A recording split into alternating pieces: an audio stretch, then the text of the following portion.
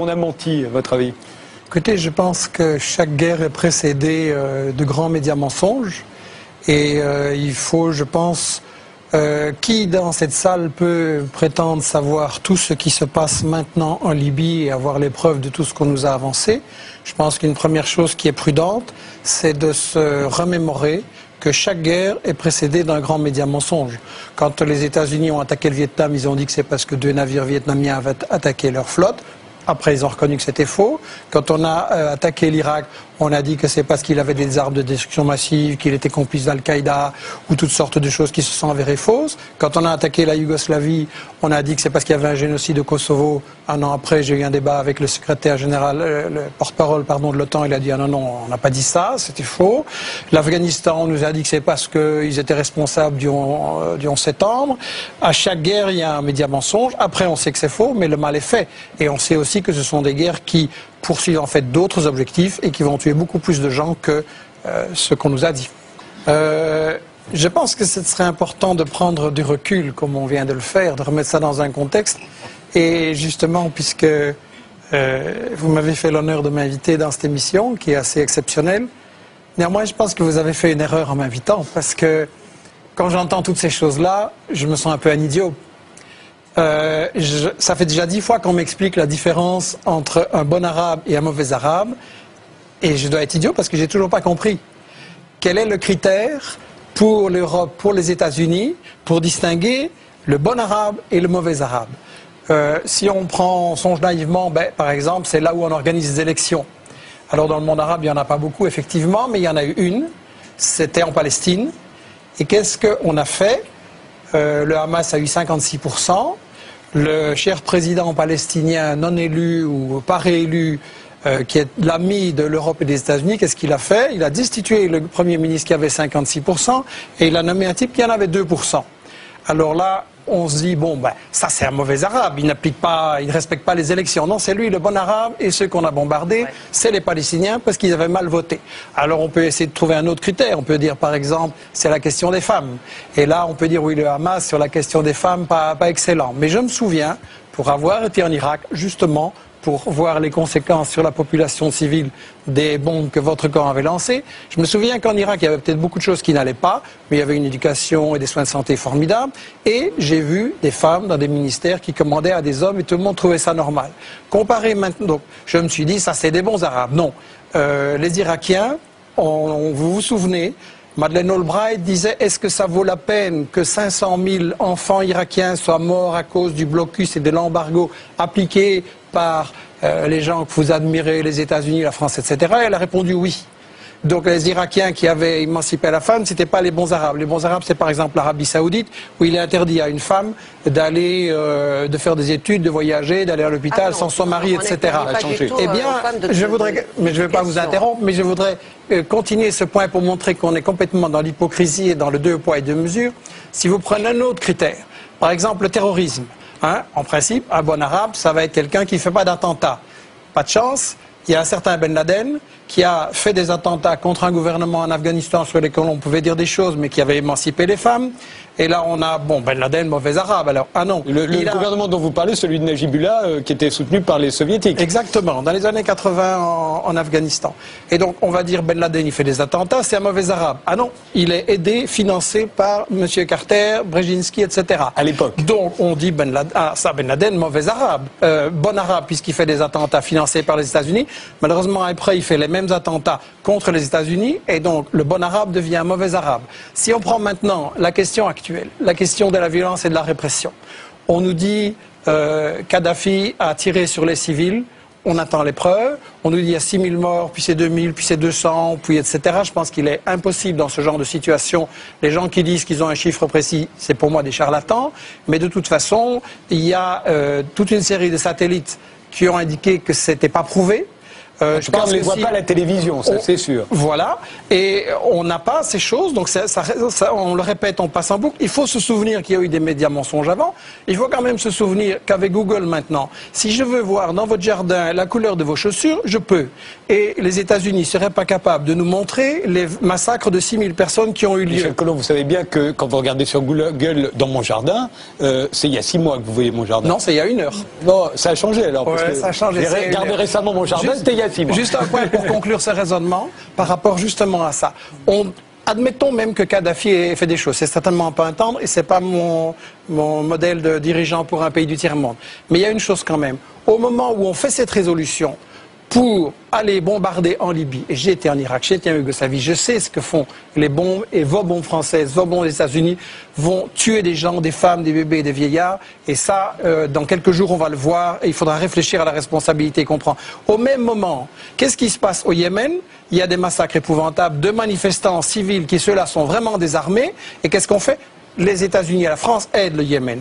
Il se passe au Bahreïn des choses épouvantables où on tire directement sur des manifestants désarmés. Et qu'est-ce qui se passe? Ce sont les États-Unis qui l'ont organisé en envoyant 2000 Saoudiens pour aller tirer sur les manifestants désarmés. Alors je m'excuse, si on veut changer de régime, si on veut mettre fin à certaines dictatures, eh bien je peux fournir à M. Sarkozy et à Obama l'adresse où se trouve le roi Fahd, et ils n'ont qu'à commencer par celui-là. Seulement, évidemment, c'est celui-là, c'est leur ami, il leur dit merci. Et le bon arabe, finalement, dans toute cette définition, c'est l'arabe qui est à genoux, qui donne son pétrole aux États-Unis, et celui-là, il pourra traiter les femmes en esclaves, commettre des tortures, du terrorisme. Celui-là, on lui fera rien, parce qu'il dira toujours merci aux États-Unis et à M. Sarkozy. Merci.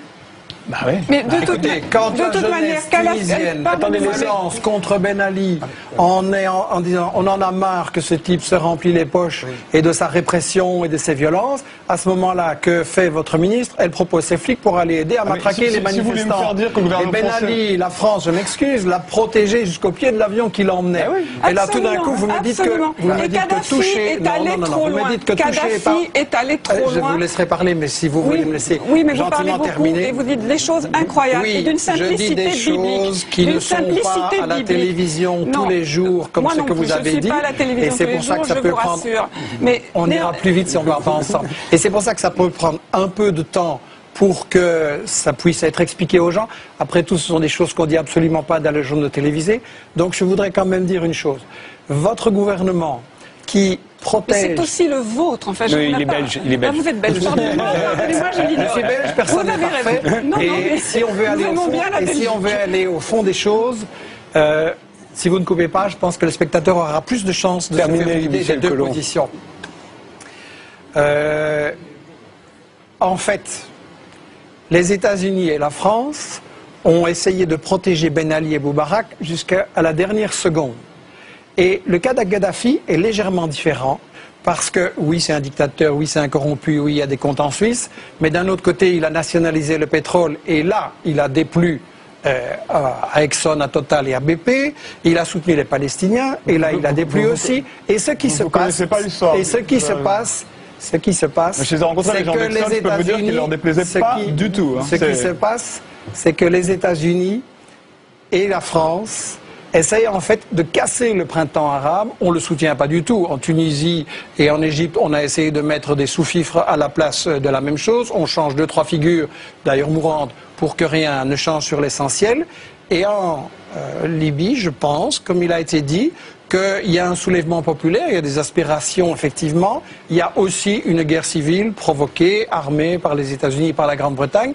Et on veut un changement de régime, parce qu'il y a une chose que les États-Unis craignent énormément, c'est que si vous avez la Tunisie, l'Égypte qui continuent à évoluer, la Libye qui forment un ensemble opposé aux États-Unis, opposé à Israël, mais là on est dans les véritables buts de guerre de toute cette histoire-ci et de cette guerre en Libye. Un, c'est le pétrole, il faut quand même avoir le courage de le dire, comme en Irak, c'est une guerre pour le pétrole, parce qu'il s'agit de contrôler le pétrole partout, qui rapporte énormément, et deux, il s'agit de bloquer le monde arabe qui est en train de dire, ben, ce pétrole, au lieu qu'il aille dans les poches de Total et de Chevron, il pourrait servir à ce qu'on fasse comme Chavez ou comme Evo Morales un développement social avec l'éducation, des soins de santé gratuits pour tout le monde, un travail pour tout le monde, que le pétrole soit utile et pas comme vos amis, le roi Fahd et les émirs du Qatar, qui construisent avec le pétrole des tours de 600, 700, 800 mètres dans lesquelles une suite ça coûte 20 000 € la nuit. Et ça sert à quoi ça pendant qu'il y a des crèves la faim partout dans le monde? Oui, il y a quand même 2-3 choses sur lesquelles il faut être clair. On dit comme si ça semblait normal, naturel, on va changer de régime. C'est illégal au regard du droit international. On a le droit d'intervenir pour défendre un pays victime d'une agression. Pas pour, dans le cas d'une insurrection armée, dire qu'on soutient tel camp à la place de tel autre. Si on commence à autoriser n'importe quel pays à intervenir sur ce genre de choses, mais demain la Russie va dire ce qui se passe au Bahreïn c'est dégoûtant, moi j'interviens et je change de régime au Bahreïn. Et la Chine va dire l'Arabie Saoudite ça ne me plaît pas. Les Iraniens en tout cas. Les Iraniens vont le faire. Mais je prends des hypothèses théoriques pour qu'on se rende compte que c'est ridicule. Deuxièmement, je voudrais dire ceci, il y a quand même une prétention des maîtres du monde européens et des États-Unis à dire c'est nous qui savons ce qui doit se passer là et là. Moi je suis tout à fait d'accord avec ce que Ronnie Broman a dit au point de départ. Un peuple qui veut se libérer et changer ses dirigeants, il en a le droit. Vous n'avez pas le droit à sa place. S'il y a vraiment une révolte populaire et une unité populaire, il renversera même des gens qui paraissaient indétrônables comme Ben Ali et comme Moubarak. Et par rapport à cette prétention qui m'agace terriblement de l'Européen, je voudrais dire cette chose-ci. On parle de la communauté internationale. Ça c'est un gros média mensonge. Parce que non seulement la Chine, la Russie, l'Allemagne ont voté contre, mais quand vous regardez l'Amérique... Pardon, enfin, la Chine s'est abstenue. Mais quand vous regardez l'Amérique latine, qu'est-ce qu'elle a fait? Elle a dit on soutient la proposition de médiation de Chavez. Je rappelle que si vraiment le but qu'on avait c'était d'empêcher des massacres de gens ou d'empêcher qu'on se batte, Chavez avait fait une proposition de médiation soutenue par la Ligue arabe et par l'Union africaine et on l'a refusée. Pourquoi? Et il se passe la même chose à chaque guerre. Contre l'Irak, contre la Yougoslavie, contre l'Afghanistan, il y avait chaque fois des propositions négociées et c'est l'Europe et les États-Unis qui les refusent. Donc c'est qu'il y a des buts cachés. Et effectivement, on essaye de renverser Kadhafi et on voulait protéger Ben Ali et Moubarak parce qu'il s'agit de garder le contrôle sur le monde arabe, sur le pétrole et de garder la place d'Israël dont on ne parle absolument pas. Plus loin, c'est que toute l'expérience historique, alors il y aurait vraiment une sorte de miracle, une épiphanie démocratique qui nous tomberait dessus. À chaque fois qu'il y a eu des interventions pour la démocratie, ce qui a été semé, c'est le nationalisme et la haine. Depuis Napoléon, nous devrions savoir ça. Nous avons 2 siècles de recul derrière nous. Nous n'avons pas un seul exemple, je dis bien pas un seul exemple, qui puisse démontrer le contraire. Pourquoi est-ce que d'un seul coup, l'histoire inverserait son cours, les mécanismes seraient mis cul par-dessus tête et la démocratie jaillirait des cratères de bombes? Je pense que les gens qui nous regardent et qui essayent de se dire qu'est-ce qu'il faut faire, est-ce qu'il faut intervenir par rapport à ces situations, peuvent se dire 2 choses. La première, c'est que chaque guerre précédente nous a été vendue avec ce qui s'est avéré par après, un média mensonge, comme vient de le dire Ronnie Broman.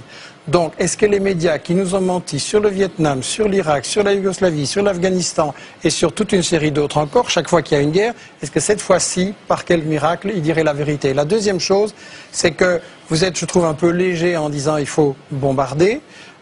Pour avoir été en Irak et en Yougoslavie, je vois les conséquences, je vois ce que ça veut dire comme souffrance pour des populations.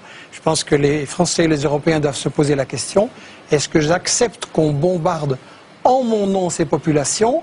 Et est-ce que dans tous les pays où l'Europe et les États-Unis ont bombardé, est-ce que ça va mieux maintenant? En Irak, il y avait dans les années 80, il y avait dans les... Je ne vous ai pas interrompu. Repartez pas parce que j'ai terminé vite. Oui, très vite. Si on ne m'interrompt pas, ça ira très vite. En Irak, le pays avait été libéré de l'analphabétisme dans les années 80. Maintenant, vous avez 40% d'enfants qui ne vont plus à l'école et vous avez un Irakien sur 6 qui est analphabète. En Afghanistan, le trafic de drogue a explosé. Au Kosovo, c'est devenu la plaque tournante du trafic de drogue, du trafic de femmes vers l'Europe, etc. C'est pire parce que les États-Unis et l'Europe ne sont pas la solution à ces problèmes. Ils sont généralement la cause. Ils sont le problème eux-mêmes.